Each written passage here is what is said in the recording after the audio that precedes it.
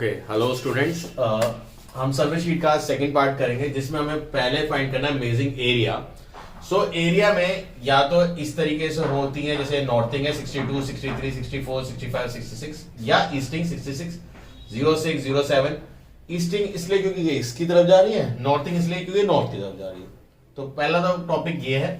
अगर for example मुझे ये 4 का एरिया निकालना है, ठीक, तो 4 ऐसा भी हो सकता है, 4 स्क्वायर भी हो सकते हैं। तो इनको 1 ग्रिड बोला जाता है। इनको या 2 ये जो ग्रिड होता है वो 2 सेंटीमीटर का होता है या ये 1 किलोमीटर का होता है। तो अगर मैं एरिया ऑफ 4 ग्रिड की बात कर रहा हूं तो एरिया अभी फिलहाल के लिए मेरा हो जाएगा, इसकी लेंथ कितनी होगी, 2 + 2 + 2 + 2 कितना हो गया, 2 + 2 + 2 + 2 8 सेंटीमीटर। और चौड़ाई कितनी है इसकी, ये भी 2 है तो 2 सेंटीमीटर, इसकी विड्थ है तो 2 सेंटीमीटर।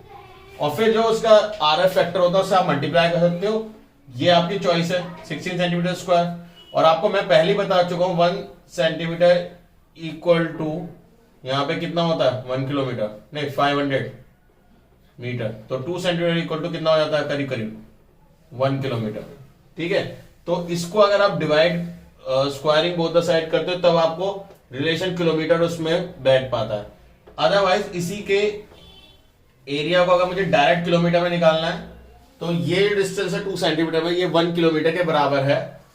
तो 1 2 3 4 किलोमीटर इंटू ये चौड़ाई कितनी है 2 सेंटीमीटर यानी 1 किलोमीटर, तो 4 किलोमीटर स्क्वायर का डिस्टेंस ये ग्राफ पे आया, ये रियलिस्टिक लाइफ में आया। तो अगर आपसे कुछ भी पूछते तो आप कर सकते हो आराम से। ठीक है, सिंपल सा ये एरिया है। 4 अगर ऐसे बोले, इनकी जगह ये 4 है तो 2 + 2 यानी 4, 2 + 2 ये भी 4, या ये इसका ही पूछ लिया तो चारों का अलग अलग निकाल सकते हो, आप ऐड कर सकते हो। तो कभी कभार ऐसे कुछ रैंडम फिगर्स आ जाते हैं, इसका एरिया निकालो, तो कैसे निकालेंगे इसका area.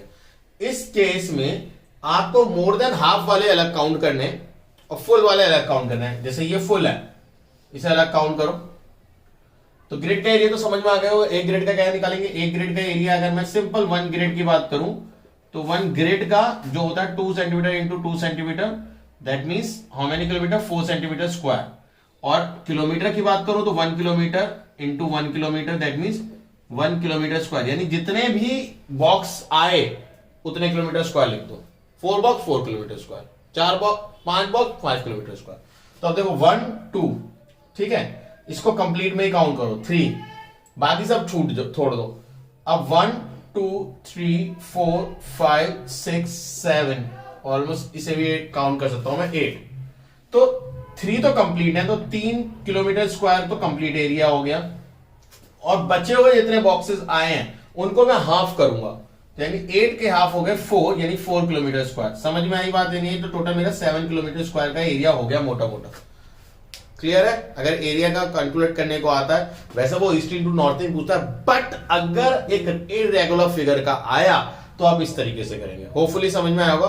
So please pause the video and note it down. और उसमें खास तौर पे ये याद रखना कि ग्रिड में जब होता है तो 4 सेंटीमीटर स्क्वायर होता है, और किलोमीटर में बोलते हैं तो वो एक ग्रिड यानी एक बॉक्स 1 किलोमीटर स्क्वायर का होता है। ठीक है, so please pause the video and note it down.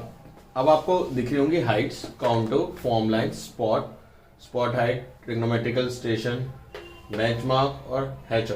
तो कॉन्टूर लाइंस अभी मैं आपको एक्सप्लेन करूंगा किस लिए यूज होती है। फॉर एग्जांपल मान लो ये अगर एक पहाड़ है तो इसको जब हम इस तरीके से प्लॉट करते हैं, इसके मार्क को ऐसे, तो ऊपर की तरफ एक ऐसा फिगर शेप का बन के आता है, इसको बोलते हैं कॉन्टूर लाइंस। ये जो लाइन यहां पूरे में दिख रही है, यहां पे एक नंबर होता है 60 फॉर एग्जांपल, तो इसका मतलब इस पूरे लाइन के जो हाइट है वो 60 है। अगर यहां पे 80 है तो इसका मतलब ऊपर वाला 80 है, और अगर इसका मतलब 100 है तो इसका मतलब 100 है। इसमें एक चीज जो समझने की है वो ये है कि यहां पे ये 60 है, इसके जब अंदर जाएंगे तो हाइट आपकी ऑटोमेटिकली बढ़ जाएगी। कॉन्टूर जैसे जैसे माउंटेन्स के होते हैं तो उसमें अंदर जाते वक्त हाइट बढ़ती है, ऐसी वैलीज के भी बनते हैं। तो उसमें वैलीज में जाते वक्त वो क्या होगी, डेप्थ होगी।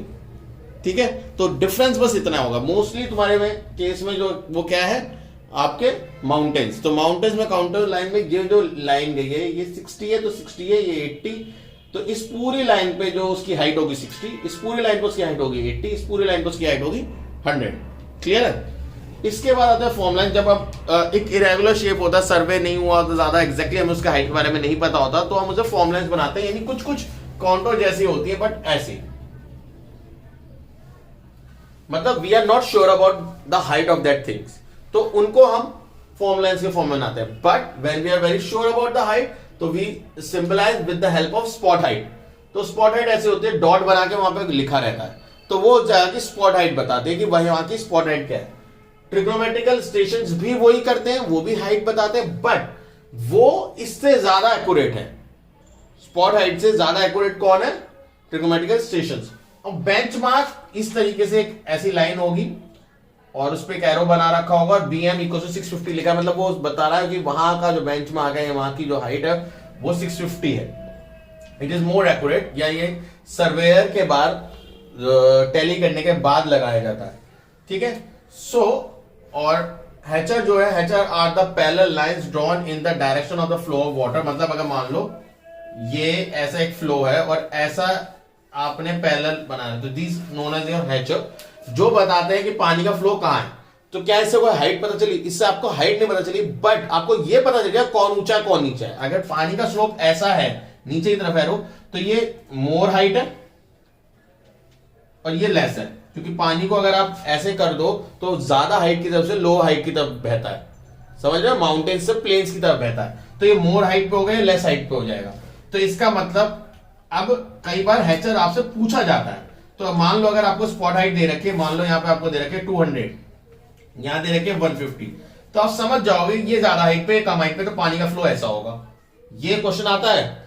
ठीक, अब अगर मैं इसकी डायरेक्शन पूछूं, तो अगर आप डायरेक्शन को देखो तो ये नॉर्थ, ये साउथ, ये ईस्ट, ये वेस्ट, तो अगर तुम्हें दिख रहा है वो ईस्ट से भी नहीं है, वो नॉर्थ ईस्ट की तरफ है, थोड़ी ऊंची है। ईस्ट ऐसा होता है, ईस्ट टू वेस्ट ऐसा होगा, तो नॉर्थ ईस्ट से, तो नॉर्थ ईस्ट से बह कहां रही है? साउथ वेस्ट की तरफ। समझ में आ रहा है? नॉर्थ ईस्ट से साउथ वेस्ट की तरफ बह रही है। ये कैसे पता चला? दोबारा से देखो, आपको ये दे रखा है हाइट, आपको ये दूसरी हाइट दे रखी है 150, तो आपने बोला ये ऊंचा ये नीचा, तो आपने ऐसे एरो बनाया। अगर ये 250 होता तो आप ऐसे एरो बनाते उल्टे। तो नॉर्थ, ये डायरेक्शन जो है ये नॉर्थ ईस्ट है और ये डायरेक्शन क्या है? South west. तो नॉर्थ ईस्ट से साउथ वेस्ट की तरफ आ रहा है। तो ये हाइट्स आपको कुछ ज्यादा नहीं बताती। वहां पे अगर कोई रिवर फ्लो कर रही है तो उसके आप वो डायरेक्शन पूछेंगे। समझ में आ रही है बात या नहीं आ रही है? बाकी BM इन सबके क्वेश्चन आ सकते हैं, किस तरीके से आएंगे वो एक हम सर्वे शीट को सॉल्व करेंगे, उसमें हम देखेंगे। तो अभी ये कॉन्सेप्ट आपको क्लियर होना चाहिए, कॉन्टूर्स क्या होते हैं। कॉन्टूर्स लाइन भी आपको हेल्प करती है। फॉर एग्जांपल समझिए, इसी में अगर ऐसा होता है, ऐसे एक कॉन्टूर लाइन ऐसे जा रही होती है इस रिवर के आसपास से, ये रिवर ऐसे बह रही है और ये ऐसे जा रही है, एक कॉन्टूर ऐसे जा रही होती, ठीक है, और यहां दे रखा था 10 और यहां दे रखा था 20, तो आप समझ जाते हैं ये 20 है, ये हाई एल्टीट्यूड है, ये लो एल्टीट्यूड है, तो आप रिवर की डायरेक्शन ऐसे बनाते हैं। तो कॉन्टूर किस तरीके से करते हैं? हो सकता है कि बहुत सर्वे शीट में आपको दिख ही ना रहा हो, ये बिल्कुल कोने में जाकर दुबक के एक नंबर लिखा होगा। हो सकता है कॉन्टूर या तो ऐसे बहुत गुच्छे में होती है, या एक ब्राउन कलर की लाइन एक ऐसी जाती दिखेगी टेढ़ी मेढ़ी सी, और वो कहीं कोने में या बीच में कहीं उसमें नंबर लिखा होगा।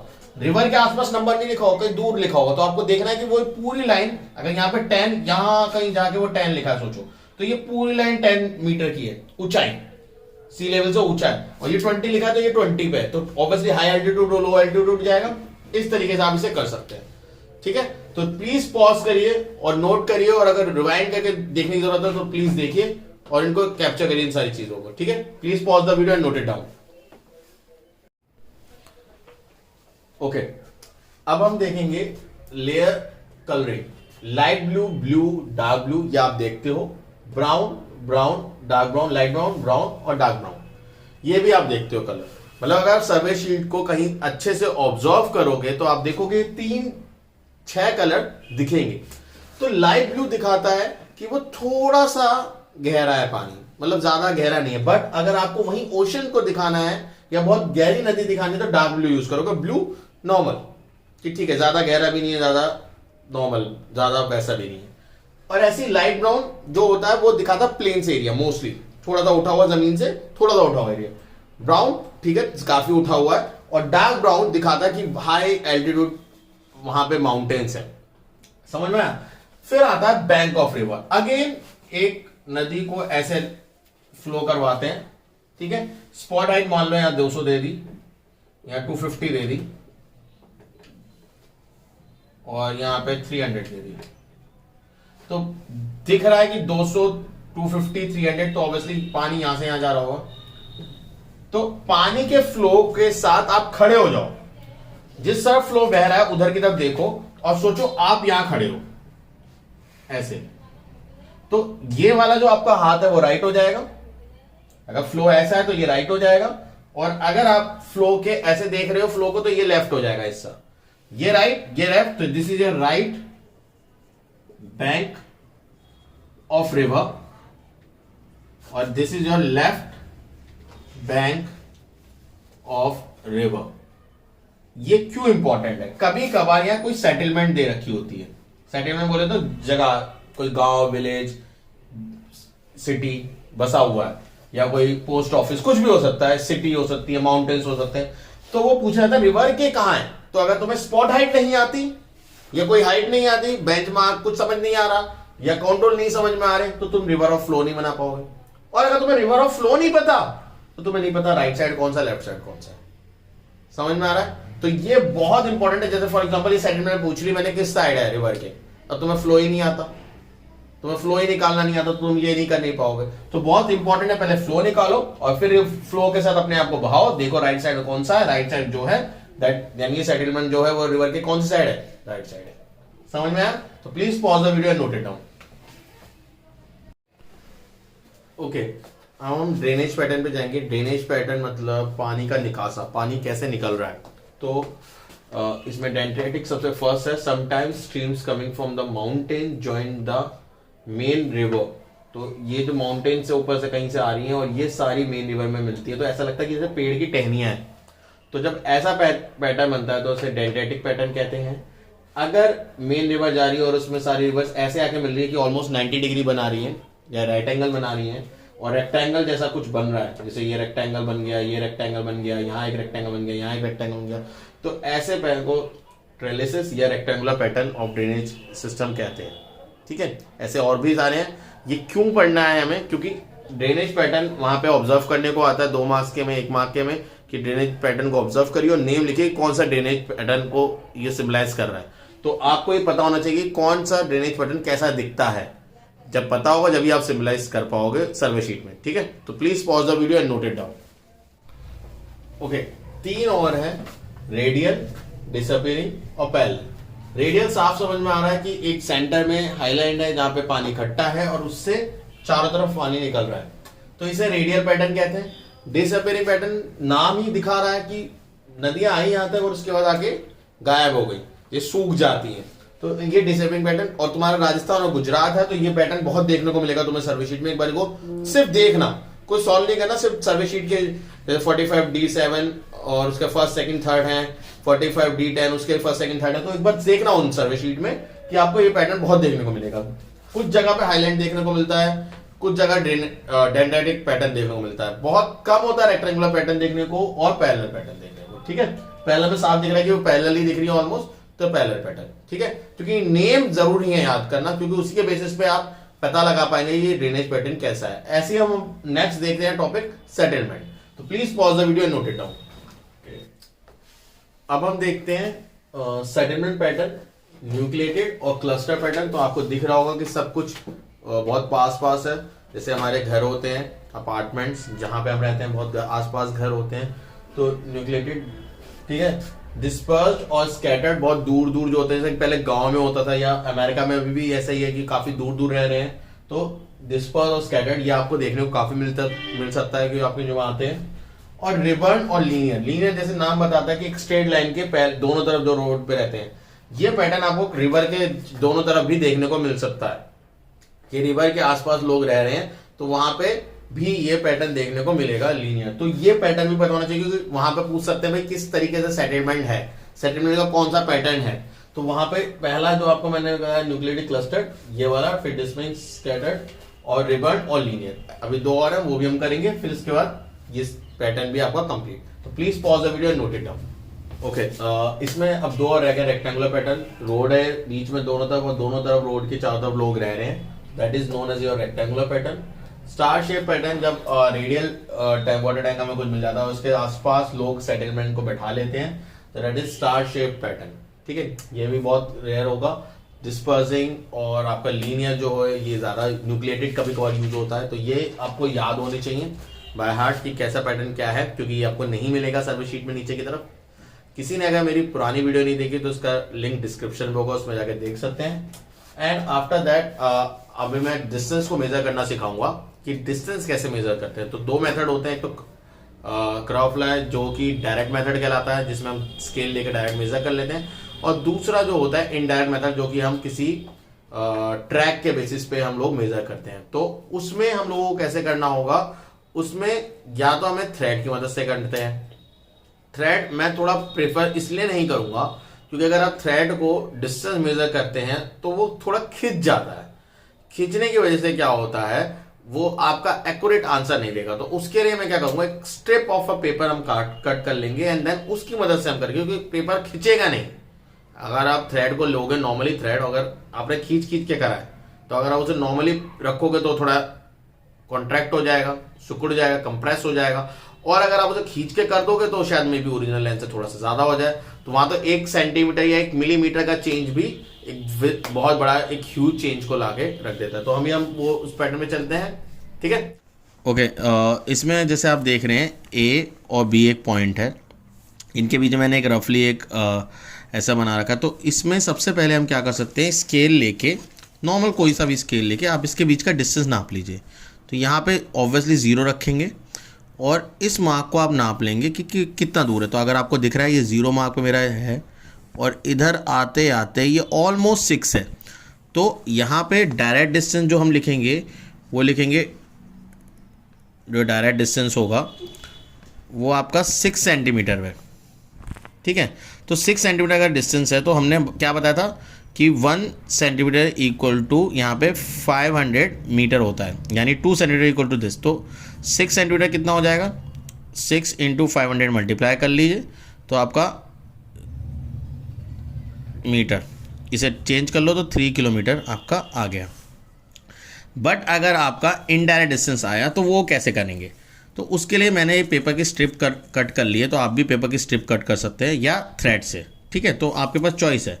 तो मैं थ्रेड से बताऊंगा, मैं पेपर की स्ट्रिप से बता रहा हूँ। तो क्या करना है आपको, पहले यहाँ इस पॉइंट पे से जितना ये स्ट्रेट हो सकता है, दिख रहा है अगर आपको, ये दिख रही है लाइन, तो इस पॉइंट को मार्क कर लो और यहाँ से यहाँ तक का पॉइंट आप मेजर कर चुके हो। तो यहाँ पे रखो और फिर इस पेपर इसे घुमाओ, दोबारा से देखो, यहाँ पे आपने रखा और इसको यहाँ से यहाँ तक ये सीधी लाइन है, इसको घुमाया, यहाँ मार्क कर लो और इसको यहाँ से ही उस पॉइंट से, ये चीज़ पेंसिल से करिएगा जब तक वो एक स्ट्रेट लाइन नहीं मिल जाती। यहाँ तक, यहाँ मार्क करा और यहाँ पे मार्क कर लेना जहाँ पे, जिससे याद रहे।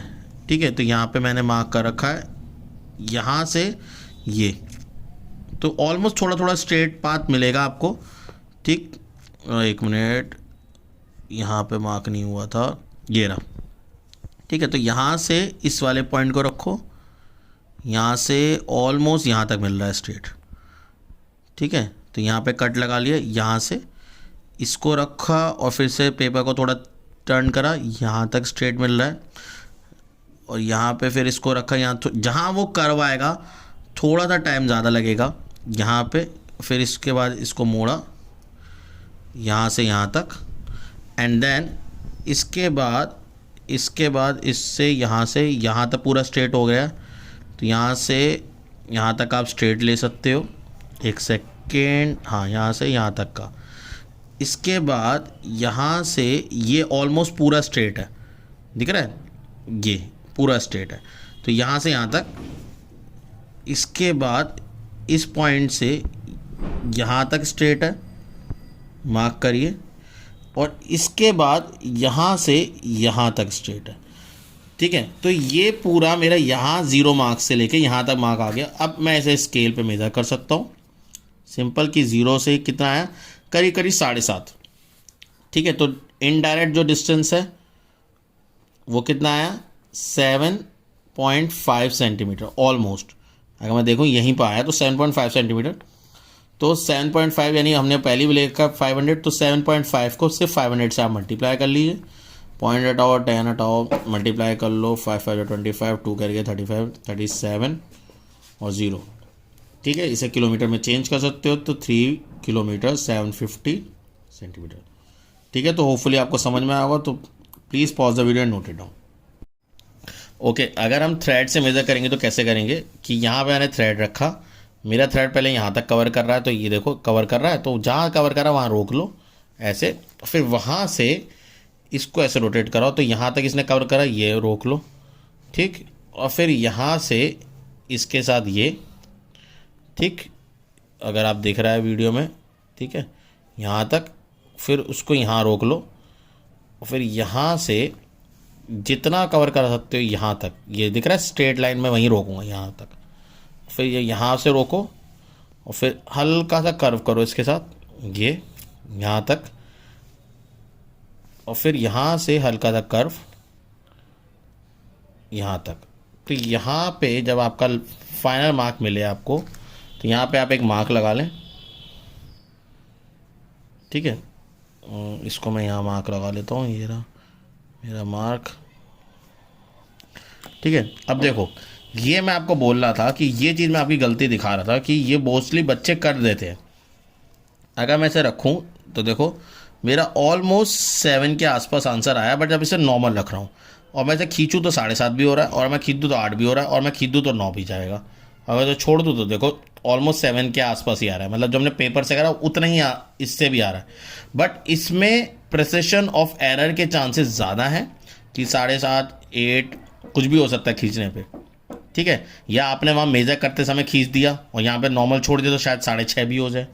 तो डिस्टेंस वेरी कर सकता है, आंसर वही आएगा जो हमने यहाँ पे करा, बट द थिंग इज वहाँ वो चेंजेस आ सकते हैं। तो प्लीज़ हो सके तो थ्रेड भी मैंने आपको मेजर करना सिखा दिया, बट देख लिए थ्रेड अगर खींच नहीं रहा तो आप थ्रेड से कर सकते हैं, otherwise go with the paper method. मैं एक बार लास्ट दोबारा बता देता हूँ, एक बार क्रॉस चेक करने के लिए। तो आप यहाँ से देखिए, यहाँ से पहले आप इस मेजरमेंट को देखेंगे, फिर जब वो यहाँ मिल जाए तो यहाँ से इस पॉइंट पर मार्क करने के बाद, जैसे यहाँ पे और यहाँ भी दोनों पॉइंट पे, पेपर पे भी और उस पर भी, उसको घुमा लेंगे कि अगला पॉइंट जहाँ वो मिलना है, स्ट्रेट ऑलमोस्ट स्ट्रेट लाइन मिलती है, तो वहाँ से फिर मार्क यहाँ भी, और फिर उसी पॉइंट से नीचे की तरफ यहाँ पे मार्क, फिर उस पॉइंट से कर्व की तरफ ये मार्क, और फिर कर्व से जहाँ वो नीचे जा रहा है ये मार्क, एंड देन छोटा छोटा कर्व में पार्ट मिलेगा आपको ऐसा यहाँ तक, फिर यहाँ से ये वाला, और फिर यहाँ से पूरा स्ट्रेट ऑलमोस्ट मिल गया, और यहाँ से फिर ये छोटा सा पार्ट मिलेगा,